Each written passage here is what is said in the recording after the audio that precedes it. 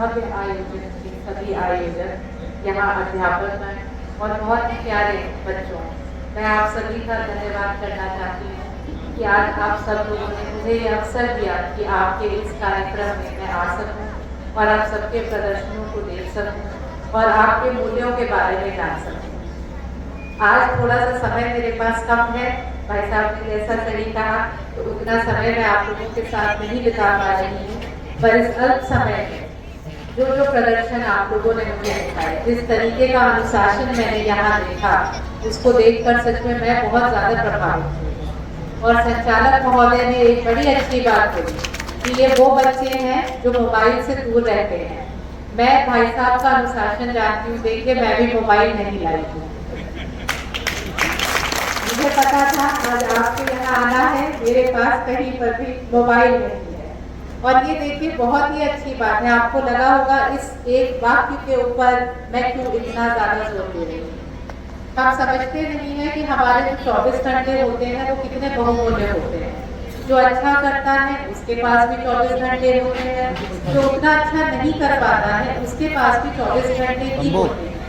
आप उतना कितना समय बेमतलब में मोबाइल देखते हुए या किसी भी अन्य प्रकार की स्क्रीन देखते हुए बिता रहे हैं, ये आपको खुद इसका एक बार मूल्यांकन करना चाहिए कि जो आपके 24 घंटे थे उनको आपने कैसे व्यतीत किया। क्या अपनी उन्नति के लिए, क्या राष्ट्र की उन्नति के लिए, क्या समाज की उन्नति के लिए आपने उन घंटों का सही तरीके से इस्तेमाल किया? यदि नहीं किया तो यह आपका कर्तव्य बनता है कि आप एक बार अपने उन 24 घंटों का ढंग से मूल्यांकन करें। इस हमें ईश्वर ने जो एक चीज जो सबको समान दी है बच्चों, वो दी है समय। समय सबके पास समान है, मेरे पास भी 24 घंटे हैं, आपके पास भी 24 घंटे हैं। हम उनका सदुपयोग करते हैं या दुरुपयोग करते हैं, इसमें यह हम पर तो निर्भर करता है। और इसमें एक सबसे बड़ी भूमिका किसकी आती है? गुरुजन की।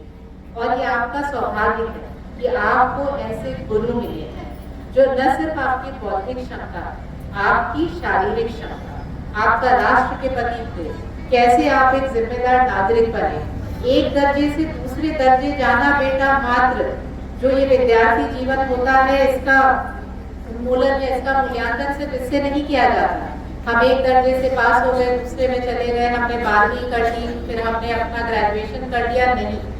हम क्या सीखते हुए जा रहे हैं, हम कैसा हमारा व्यक्तित्व बन रहा है, वो कौन से लोग हैं जो उस व्यक्तित्व को वैसा बनाने में हमारे लिए अहम भूमिका निभा रहे हैं, और उनके प्रति कृतज्ञता रखना, जिसको हम अंग्रेजी में थैंकफुलनेस कहते हैं।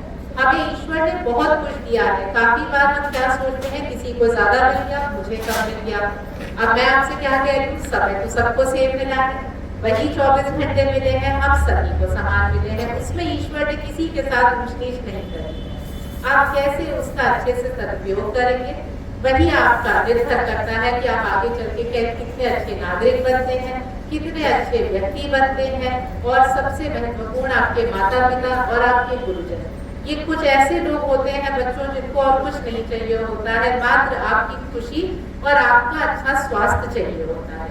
ये ईश्वर से और किसी चीज की कभी आप लोगों के लिए प्रार्थना नहीं करते। ये सिर्फ ये चाहते हैं कि मेरा बच्चा आपके भी विद्यालय से जुड़ जाएंगे। भाई साहब सिर्फ ये चाहेंगे आप स्वस्थ रहें, खुश रहें, एक जिम्मेदार नागरिक बने, राष्ट्र प्रेम आपके प्रति हो, और आप जो भी कदम उठाएं उसमें आप ये देख लें कि क्या आप किसी को आहत तो नहीं कर रहे हैं, क्या आप कोई ऐसा काम तो नहीं कर रहे जो हमारी सामाजिक जो रेख रुखा है उसके अनुकूल नहीं है। यही हम सब चाहते हैं। और ये जो आज आप लोगों ने प्रदर्शन किए, ये छोटी मोटी चीजें नहीं है कि ये अभ्यास 1 घंटे का हो गया या ये शिविर में हमने ये सीख लिया। आप खुद देखिए, ये आप उन घंटों में जितने अनुशासन और जितना अपना ध्यान केंद्रित करके इस नई विधा को सीख रहे हैं, उतना ही आप देखेंगे जब आप कोई अन्य काम करने जाएंगे आपको समझ में नहीं आएगा, आपकी एकाग्रता ऑटोमेटिकली ज्यादा हो जाएगी। आपको खुद लगेगा हम ज्यादा ध्यान दे पा रहे हैं। पहले तो हमारा ध्यान हर जगह भाग रहा था, लेकिन अब हम ज्यादा एकाग्रता से, ज्यादा ध्यान से उस चीज को समझ पा रहे हैं। शायद जो आप पढ़ाई भी करेंगे, मैं इसीलिए इस प्रदर्शन पे बार बार आ रही हूँ, ये छोटी चीज नहीं है।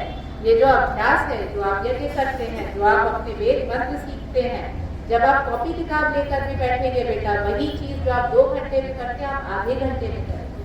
ये आपको वो बौद्धिक, मानसिक, शारीरिक विकास देता है जो दुनिया में और कोई चीज नहीं दे सकती है। मैं ऐसे सर्वश्रेष्ठ गुरुजन को नमन करती हूँ और भाई साहब आपका बहुत बहुत धन्यवाद करती हूँ कि आज आपने मुझे यहाँ बुला के अपने इस समारोह में इतने